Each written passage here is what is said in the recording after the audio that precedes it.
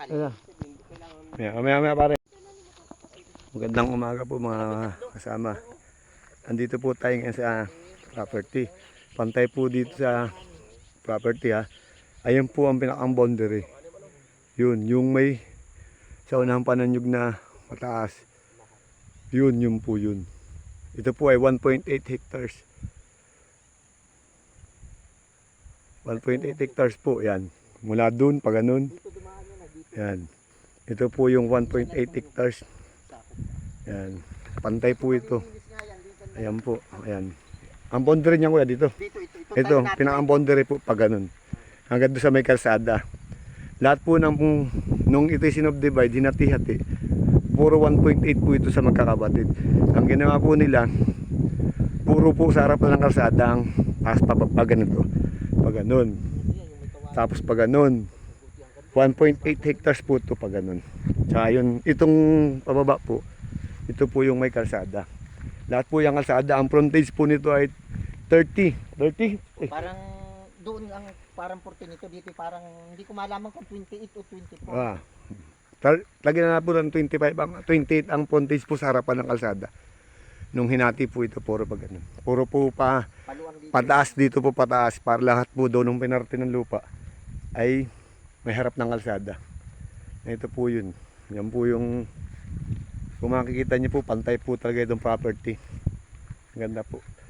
Ni-clearing po ito pero may mga nyug po na siya ngayon na matataas na uli. May mga nakasiyab na po na tanim. Kung mapapansin niyo po may mga ilang puno na po. Siguro nasa 100 plus din ang nyug dito. No? Yan, ganun po ang nyug. May kuryente po. Ayan. Andun po sa baba yung kalsada. Mababa po tayo para po makita natin yung kalsada. Hindi po kasali itong kabila. Ito po yung isang property. Mood po yan. Kernel. Saan dito? Oo, isa ko ay may padating ho, may kausap po yan ano. Yung ikaw nga sa. Kanino kaya kuwente yun? Siya ang bibili. Lulupain. Ha? Lulupain. Mga makida. Ay, ba't hindi mo na kinuha? Ipinasa mo na sa atin. Yun, bagay lang tawag yun eh.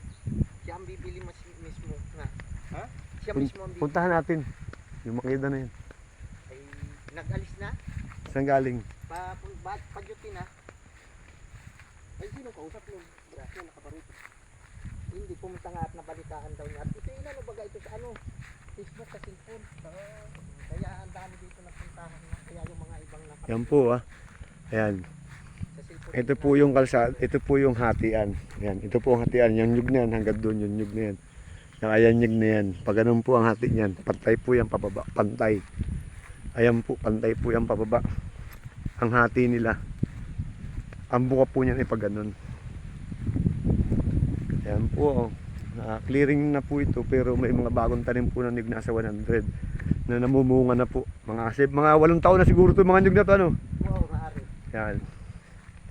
Ayan po yung boundary. Ayan. Ayan po yung kalsada.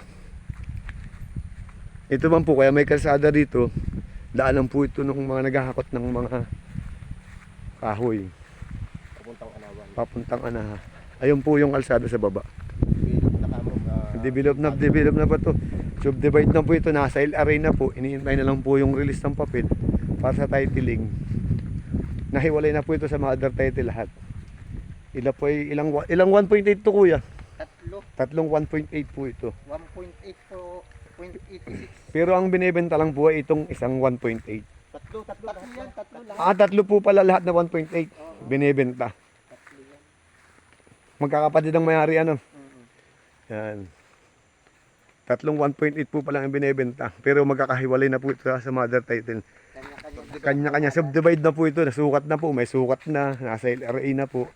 Na may mga mahuna po itong nakalagay. Ayan po yung kalsada. Yan. Ito po yung kalsada. Yan.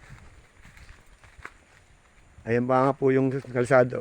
Ito po ay Barangay Anahawan. Yan. Pero sako pa ito na San Roque, no? San Roque pa to. Ano ito? Ito lupa nila na ito may boundaryhan ng Ginangan at Kalawat. San Antonio. San Antonio pa ito? Oo. Ito? Pero inilipat na nila ng Kalawang, hindi na sa San Antonio. Ayan po. Oo. Para kayo sa Ito po yung muhon. Ito po yung muhon. Oh. Ayan po yung muhon. May mga sukat na po yan. Ayan, oh. Ayan po yung muhon. Pag ganun. Tsaka po ito. Ito po hanggang dito. Ang frontage po nito parang naglalaro sa 28. Ayan. Ayan. Ito po yung kalsada. Yan po, may mga tanim na po ng niyog na. Kaya lang iilambot kasi na clearing. Yan, yan muhon yan. Hmm. Ano dyan?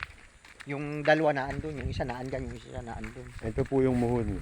Hindi po yung muhon ito. Ayan. Nandyan po yung muhon. Ayan. Sige na kuya, okay na yan. Okay na yan. Ayan po yung muhon. Ito po yung 1.8 hectares pag ganun. Puro po sila papantay na ganun, pahaba. Puro po pahaba para po lahat ay nasa harap ng kalsada. Abilin nyo na po ito mga kasama. Chat lang po, text sa akin. Salamat po.